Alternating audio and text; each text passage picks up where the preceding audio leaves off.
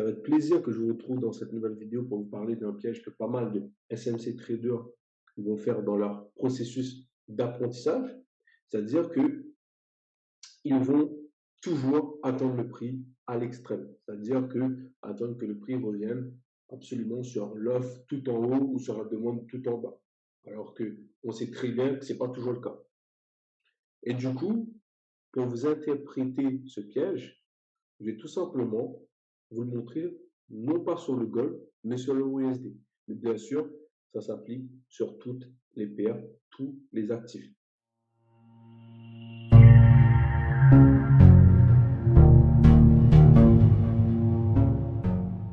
Alors déjà ici, qu'est-ce qu'on doit comprendre sur l'euro USD à ce moment-là?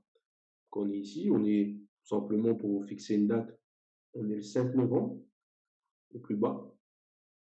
On voit qu'ici, le prix nous a donné une tendance baissière qui est juste devant nous. Vous voyez, ici, on a eu l'impulsion et là, vous avez eu la correction.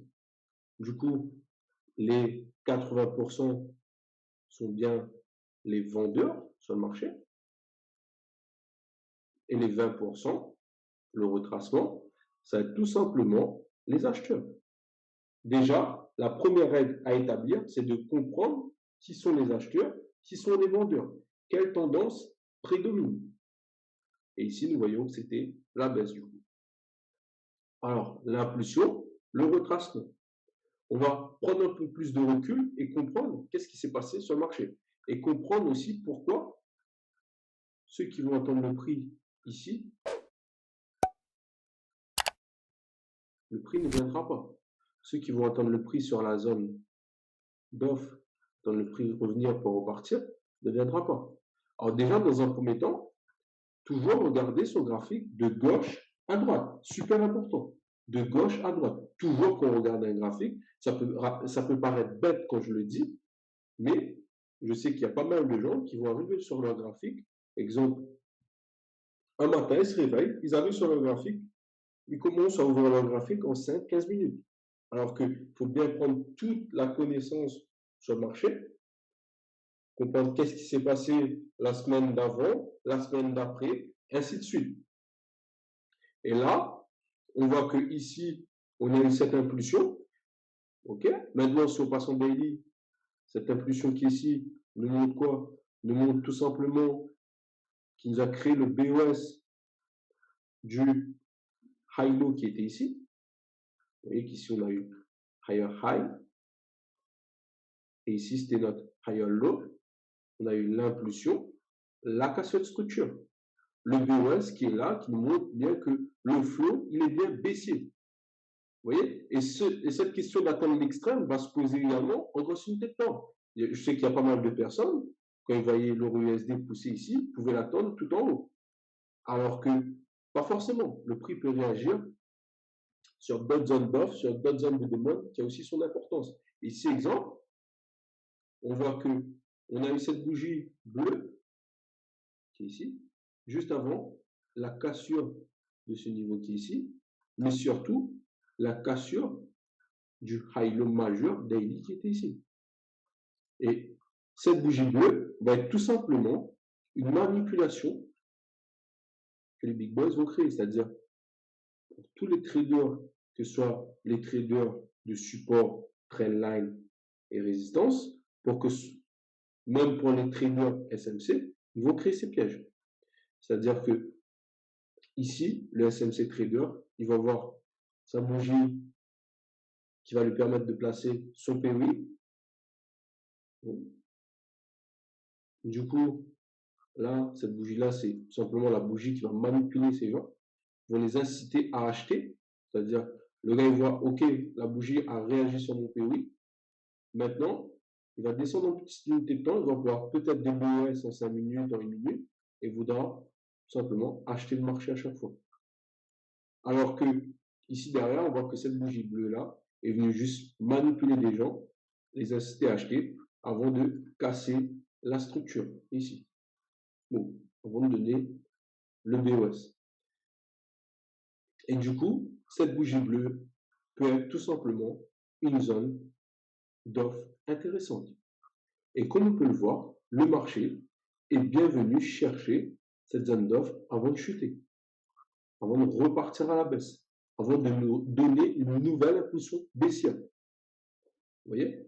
Bougie qui a manipulé les gens qui voulaient acheter. On pousse le BOS, le retracement, on revient chercher la zone d'offre. Et vous allez voir qu'en plus petite unité de temps, ça va être la même chose. On descend en 4 heures. En 4 heures, vous voyez que du coup ici, on a eu l'impulsion, le retracement. Là, vous voyez ce grand mouvement baissier qui a cassé des structures. Qui a cassé quelle structure? Pour créer le retracement, on nous a donné une structure haussière. On voit que tout simplement, higher high, higher low, higher high, higher low, higher high, impulsion, BOS. Vous voyez? Les BOS qui ont été créés, les cassures de structure qui ont été données sur le marché à ce moment-là. Ici, va être tout simplement notre intention de vente des big boys qui est devant nous. L'intention de vente des big boys sont devant nous. Ce grand mouvement baissier nous montre que tout simplement, on vient de casser les structures haussières qui avaient été créées pendant le retracement. Et là, du coup, impulsion BOS. Vous voyez qu'on a pris les liquidités qui étaient en attente ici. On a récupéré la zone d'offre daily qui avait donné la cassure du high-low majeur qui était à gauche, n'oublie pas. Et là, qu'est-ce qu'on peut voir? On voit l'impulsion, la cassure, le retracement qui est donné ici. Et maintenant, comment savoir? Est-ce qu'on va l'attendre ici? Est-ce qu'il y a déjà des choses qui sont passées devant nous? Okay? C'est là que ça devient intéressant.